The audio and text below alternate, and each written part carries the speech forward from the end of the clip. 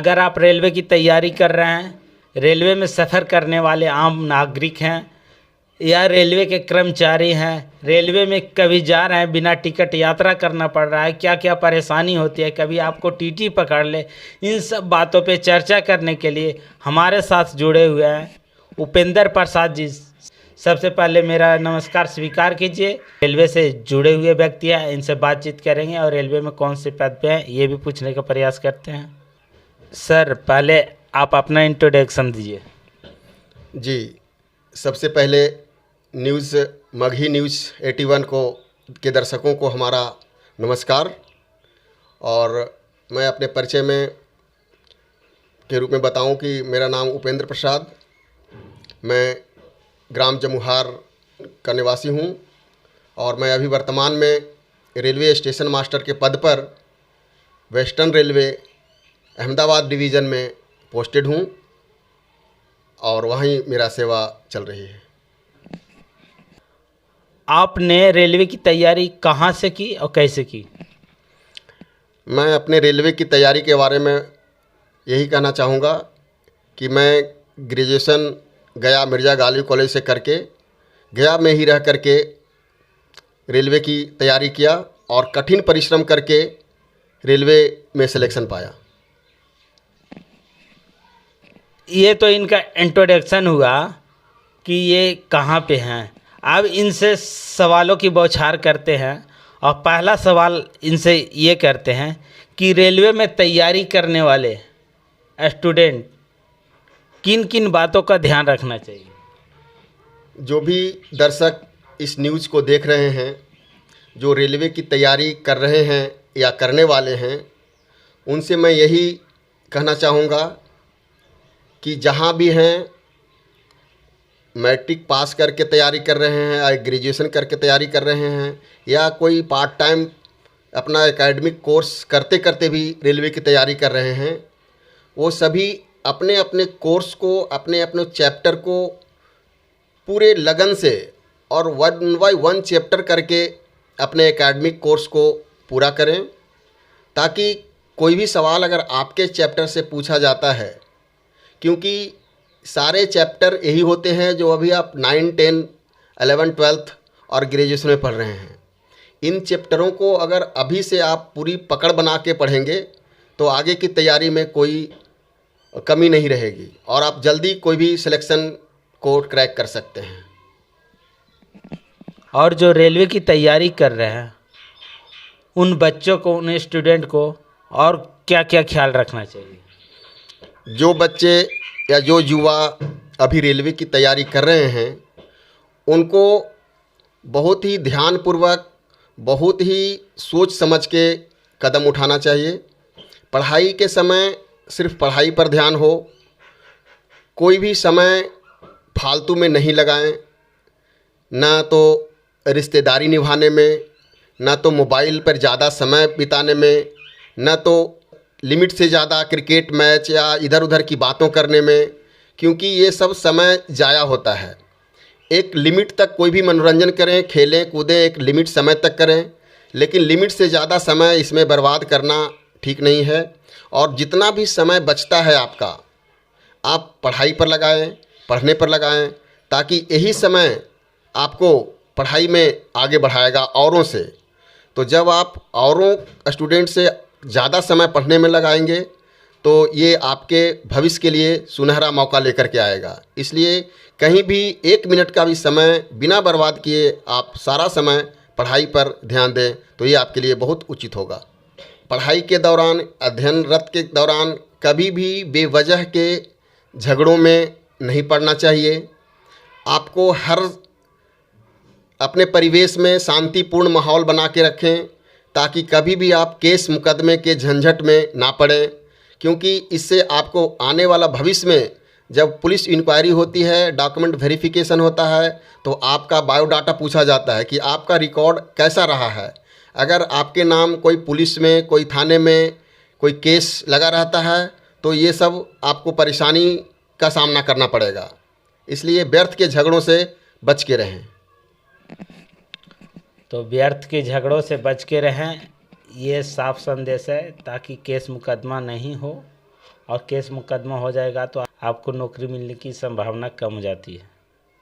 बिना टिकट यात्रा करने पर क्या प्रावधान है, सरकार का क्या नियम है? अगर कोई यात्री बिना टिकट के रेलवे में सवार हो जाता है तो रेलवे का एक निर्धारित पेनल्टी दंड का नियम है, और साथ ही आप जहां से चढ़े हैं, जहां तक आपको यात्रा करना है, उसका भाड़ा का भुगतान करना पड़ता है। दूसरी में आपको पैसे देने के बाद भी अगर ट्रेन में सीट अवेलेबल नहीं है तो आपको सीट भी नहीं मिलेगा, और आपको टिकट रसीद के रूप में प्राप्त करेंगे और आप फाइन दे करके यात्रा कर सकते हैं। तो बिना टिकट भी अगर चढ़ गए हैं तो घबराने की ज़रूरत नहीं है, फ़ाइन देकर आप यात्रा कर सकते हैं। इससे परेशान होने वाली बात नहीं है, बस फ़ाइन ज़्यादा देना पड़ेगा। इन बातों का ध्यान रखिएगा। अब आते हैं अगले सवाल पर कि अगर किसी को जनरल का टिकट हो या स्लीपर का टिकट हो, लोअर क्लास का टिकट हो, अपर क्लास में सफ़र कर रहे हैं, तो उन पर क्या नियम लागू होता है? लोअर क्लास का टिकट है और आप अपर क्लास में यात्रा कर रहे हैं, यानी कि अगर आपके पास जनरल क्लास का टिकट है और आप स्लीपर कोच में चढ़ गए हैं और आप चाहते हैं कि हम इसी कोच में और आगे यात्रा करें जहां तक जाना है, तो आपको जो डिफरेंस है दोनों क्लास का वो पे करके टीटी से एक्स्ट्रा टिकट बनवाना पड़ेगा। फिर आप टिकट सीट अगर उपलब्ध है कोच में तो टीटी सीट अलॉट करेगा, अन्यथा आपको वेटिंग टिकट या जनरल टिकट में भेजा जाएगा। लोगों में भ्रम है, अफवाह है कि रेलवे बिक चुकी है, इसमें कितना सच्चाई? देखिए, आम पब्लिक को घबराने की कोई आवश्यकता नहीं है कि रेलवे बिक चुकी है तो हमारा नुकसान हो रहा है। आम पब्लिक को इस पे कोई घबराने की बात नहीं है। अगर रेलवे कुछ लिमिट तक कुछ प्राइवेट संस्थानों को रेलवे संचालन की पावर दे रही है तो एक पब्लिक हित में है, क्योंकि प्राइवेट में पब्लिक को ज़्यादा अधिक सुविधाएं मिल रही है पहले से, और सफाई की भी व्यवस्था पहले से बेहतर होकर के मिलती है। पब्लिक को आरामदेह यात्रा करने के लिए सुविधा मिलती है। इसके बदले में भले पब्लिक को थोड़ी पैसे पहले से ज़्यादा भुगतान करना पड़ता है, लेकिन उसके बदले में सुविधाएं भी ज़्यादा बढ़ के मिल रही है। इसलिए आम पब्लिक को रेलवे बिकने से के बारे में चिंतित होने की कोई आवश्यकता नहीं है मेरे ख्याल से। तो रेलवे बिकी नहीं है, थोड़ी निजीकरण हुई है, और इससे घबराने की कोई ज़रूरत नहीं है, क्योंकि लॉकडाउन के समय में भी कितने भी प्राइवेट कंपनियां थी, सारे उनके पास क्षमता थी, लेकिन सरकार ने चाहा कि बंद तो बंद। तो सरकार के अंडर में ही सब कुछ रहती है, भले ही वो प्राइवेट को दिया जाता हो, लेकिन सरकार जब जिस पे लगाम लगाना चाहे लगा सकती है। सही है ना? बिल्कुल बिल्कुल, सारी व्यवस्थाएं सरकार के अंडर में ही होती है, सारा पावर सरकार के ही है। ऐसा नहीं कि अगर किसी पब्लिक सेक्टर को कोई संस्थान दे दिया गया तो सारा मालिक वही है, सारे सरकार के नियंत्रण में होता है। तो इसलिए कोई घबराने की आवश्यकता नहीं है। रेल में यात्रा करने से पूर्व किन किन बातों का ध्यान रखना चाहिए, ये भी हम पूछना चाहेंगे। कोई भी आम पब्लिक जब रेलवे में यात्रा करने का प्लान बनाता है तो सबसे पहले उसको, आजकल सुविधाएं बहुत है, मोबाइल पे है, सारी जानकारियां उपलब्ध है, आपको कहां से कहां जाना है उसकी पर्याप्त समय पहले, आज अभी 120 दिन पहले टिकट आप बुक कर सकते हैं अपने मोबाइल से या किन्हीं के मार्फत रेलवे काउंटर से जाकर। बहुत पहले यानी 120 दिन पहले भी अगर आपको प्लान हो गया तो आप सबसे पहले टिकट बुक करवा लें, क्योंकि अगर जैसे जैसे टाइम कमेगा टिकट बुक होता जाएगा और आपको लास्ट टाइम में टिकट ना भी, सीट ना भी मिले, पैसा पूरा लिया जाएगा लेकिन वेटिंग टिकट मिलेगा। इसलिए सबसे पहले यही सोचें कि जब प्लान आप पहले बनाएं और टिकट बुक करा के रख लें। भले अगर आपको नहीं जाना है तो कुछ थोड़े से पैसे आपको कैंसिलेशन का कटता है, लेकिन आपको सारे पैसे कैंसिल कराने के बाद पैसा भी वापस हो सकता है। इसलिए परेशानी ना हो तो इससे यही है कि सबसे पहले आप टिकट जितना ज़्यादा हो सके पहले बुक करवा लें। और फिर दूसरी बातों का ध्यान रखें कि यात्रा के दौरान आप समय से पहले पहुँचें स्टेशन, क्योंकि बहुत बार देखा जाता है टाइम पर पहुँचते हैं, कहीं रास्ते में जाम मिल जाता है, उसके कारण आपकी गाड़ी भी छूट जाती है। गाड़ी छूट गई तो आप कुछ नहीं कर सकते, आपका टिकट भी जाएगा और आपको बेवजह का परेशान होना पड़ेगा। इसलिए मेरा यही कहना है कि समय से पूर्व टिकट को बुक करा लें, रिजर्व करा लें और निश्चिंत रहें, निश्चित होकर यात्रा करें। अगर आप रेलवे में यात्रा कर रहे हैं और आपकी सामान चोरी हो गई तो उस व्यक्ति को, जिसकी सामान चोरी हुई है, उस व्यक्ति को क्या क्या करना चाहिए? अगर किसी व्यक्ति का कोई सामान यात्रा के दौरान रेलवे से चोरी हो जाती है और आपके पास टिकट है, वैध यात्री हैं, तो सबसे पहले आप ट्रेन में टीटी को ढूंढिए। टीटी महोदय जहाँ भी मिलें उनसे आप अपनी समस्या बताइए कि मेरी सामान चोरी हो गई है, इस स्टेशन के बाद मैंने अपने सामान को सही जगह से पर नहीं पाया। तो टीटी महोदय के पास एफआईआर की कॉपी, एक फ़ाइल होता है, रजिस्टर होता है, आप वहाँ अपनी एफआईआर उनसे दर्ज करवा सकते हैं। टीटी महोदय अगर ना मिलते तो कोई स्टेशन पे जहाँ गाड़ी रुकती है वहाँ गार्ड के पास जाएं, या अगर समय ज़्यादा किसी स्टेशन पे मिले तो स्टेशन पे भी, जहाँ भी स्टेशन पे गाड़ी रुकती है या जहाँ आप उतरते हैं वहाँ पर जाएं, स्टेशन मास्टर के ऑफिस में जाएं, या फिर आरपीएफ या जीआरपी की ऑफिस हर प्लेटफॉर्म पे होता है, पता कर लें, वहाँ जाएं और अपनी सारी समस्या नोट करा करके एफआईआर वहाँ पर कराएं और एफआईआर की कॉपी प्राप्त करें। फिर आपको सामान ढूंढने में बहुत सहूलियत हो सकती है, हो सकता है समय के साथ आपका सामान बरामद हो जाए। दूसरी बात कि ट्रेन में यात्रा के दौरान आपको अपनी सामान की सुरक्षा पर विशेष ध्यान देना है, क्योंकि सामान चोरी होने के बाद कब मिलेगा, कैसे मिलेगा, कहाँ मिलेगा, उसकी कोई गारंटी नहीं होती है। इसलिए कोशिश करें कि हर सामान को अपने जो आपका है उस पर विशेष ध्यान रखें, चोरी या गुम होने से के बाद परेशानी में ना पड़ें। अब यात्रा करते समय बहुत लोगों को देखे होंगे चैन पुलिंग कर देते हैं। चैन पुलिंग क्या होता है? चैन जो लगा हुआ होता है ट्रेन में उसको खींच देते हैं, जिससे गाड़ी रुक जाती है। अब ये हम पूछना चाहेंगे कि चैन पुलिंग कब करना चाहिए? देखिए, आम पब्लिक जो यात्री के लिए एक ट्रेन में सुविधा दी जाती है कि अगर कोई यात्री को यात्रा के दौरान कोई अचानक से परेशानी हो जाती है, इमरजेंसी आ जाती है, तो गाड़ी रोकने की एक व्यवस्था की जाती है जिसे चैन कहते हैं। चैन पकड़ के खींचने से गाड़ी रुक जाती है और पब्लिक जो इमरजेंसी में किसी को है तो उसको इमरजेंसी दूर किया जा सकता है। लेकिन चैन पुलिंग के भी कुछ खास नियम हैं। चैन पुलिंग सिवाय इमरजेंसी के और सिवाय आपात इमरजेंसी के नहीं करना चाहिए, अन्यथा 1000 रुपये का दंड और जुर्माना, जेल भी हो सकता है। लेकिन अगर आपको इतनी इमरजेंसी है, कोई बच्चा छूट गया हो, कोई अचानक से आपका गिर गया हो, कोई इम्पोर्टेंट वस्तु जो ज़्यादा कीमती है, या कोई पब्लिक नीचे रह गया हो, गिर गया हो और ट्रेन खुल गई हो, तो आप वैसे टाइम में इमरजेंसी में चैन पुल कर सकते हैं।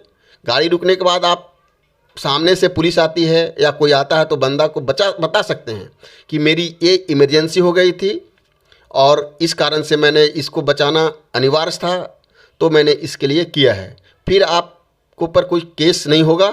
लेकिन अगर कोई बिना इमरजेंसी के, जो इमरजेंसी तय नहीं है, आपको लगता है छोटी मोटी चीज़ों के लिए आपको छोटी सी घड़ी गिर गई या थैला गिर गया, तो आप उसके लिए चैन नहीं खींच सकते हैं। लेकिन अगर किसी जान का खतरा हो रहा है तो आप चैन खींच करके उस खतरे को टाल सकते हैं। तो ये तो हो गया यात्रा करने वाले लोगों को कि किन किन बातों पर ध्यान रखना चाहिए। ये सब जो बातें हुई यात्रा करने वाले लोगों से, स्टूडेंट से। अब खास बात आ जाती है कर्मचारी पर, जो रेलवे में काम कर रहे हैं या जो काम मतलब जो तैयारी कर रहे हैं भविष्य में, वो भी रिटायरमेंट की तैयारी कर रही हैं। तो इसमें अभी एक नियम आई है, न्यू पेंशन योजना। अब न्यू पेंशन योजना, ओल्ड पेंशन योजना, ये क्या है, इस पे चर्चा करेंगे। देखिए, रेलवे में 2004 से जो भी पहले भर्ती होती थी, उन सभी कर्मचारियों को पुराने पेंशन नियम के तहत पेंशन दी जाती थी और रिटायरमेंट के टाइम में जो अंतिम पेमेंट महीने का होता था, उसकी आधी राशि उसके जीवन पर्यंत तक पेंशन के रूप में कर्मचारी को दिया जाता था, जिससे कर्मचारी अपने जीवन यापन, अपने परिवार को बढ़िया ढंग से चला पाता था। लेकिन 2004 के बाद से केंद्रीय कर्मचारियों की नियुक्ति में नई पेंशन नियम लागू की गई, जिसके तहत कर्मचारी के वेतन से 10% राशि और सरकार की ओर से 14% की राशि काट करके एक कर्मचारी के एक अकाउंट में जमा की जाती है और उस पैसे को किसी प्राइवेट सेक्टर में, मार्केट में, शेयर बाज़ार में सरकार द्वारा जो निर्धारित की गई है, उस कंपनी को में इन्वेस्ट किया जाता है। जब कर्मचारी रिटायर्ड होता है तो उस सभी पैसे का 60% भाग नगद के रूप में कर्मचारी को दे दिया जाता है, लेकिन जो 40% का जो पैसा बचता है उसको फिर कोई पेंशन प्लान में लगा करके उसकी जो ब्याज की राशि होती है उससे कर्मचारी को पेंशन मासिक के रूप में दिया जाता है। ये नई पेंशन नियम के तहत है। ये नई पेंशन नियम के तहत है। अगर वो 40% राशि जो बचती है, वो 40% कर्मचारी को नहीं मिलती? नहीं, वो 40% राशि पेंशन प्लान में इन्वेस्ट किया जाता है और उसी की ब्याज की जो राशि होती है कर्मचारी को पेंशन के रूप में, मासिक के रूप में दिया जाता है। कर्मचारी की किसी तरीक़ा से देहांत हो गया, क्योंकि समय तो सबका एक न एक दिन आता है, कर्मचारी का डेथ होने के बाद वो राशि क्या उनके नॉमिनी को मिलेगी? राशि जो टोटल अमाउंट है वो तो नहीं मिलेगी, लेकिन वो पेंशन उसके नॉमिनी को मिलता रहेगा। लेकिन ये पेंशन अभी हाल में जो कर्मचारी रिटायर हो रहे हैं उनको इतनी कम राशि मिल रही है कि जिससे उसका गुजारा नहीं हो सकता। इसलिए अभी जो भी कर्मचारी हैं, नई पेंशन को हटा करके जो पुरानी पेंशन व्यवस्था थी उसको लागू करने की मांग कर रहे हैं, क्योंकि पुराने पेंशन व्यवस्था के तहत कर्मचारी को एक फिक्स अमाउंट था, पता था कि हमको इतना अमाउंट जो है वेतन का, अंतिम वेतन का आधी राशि मिलेगी तो मिलेगी, उससे गारंटीड व्यवस्था थी और कर्मचारी उससे एक अपना जीवन यापन अच्छा ढंग से रिटायर होने के बाद कर पाता था।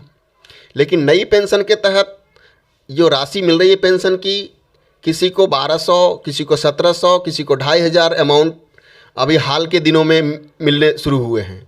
तो तब जा कर के कर्मचारियों को लगा कि नहीं, ये नई व्यवस्था है वो ठीक नहीं है कर्मचारियों के लिए। तो पुराने पेंशन व्यवस्था बहाल करने की सरकार से पुरजोर मांग हो रही है, क्योंकि आज के जो भी नेता किस्म के जो हैं, अपना विधायक से लेकर के सांसद तक के, उनमें अभी उन लोगों ने पुरानी व्यवस्था को ही अपना रखा है, जबकि कर्मचारियों के लिए नई पेंशन लागू कर दिया गया है। तो लोगों का मांग है कि जब आप सरकार के लोग, जो नेता किस्म के लोग हैं, विधायक सांसद हैं, न्यायपालिका के लोग हैं, उनको जब आर्मी के पक्ष हैं लोग हैं, उनको जब पुरानी पेंशन में रखा गया तो हम लोगों के लिए न्यू पेंशन स्कीम क्यों लागू कर दिया गया? तो हम लोगों को भी पुराना पेंशन व्यवस्था में रखा जाए, ये सरकार से मांग की जा रही है।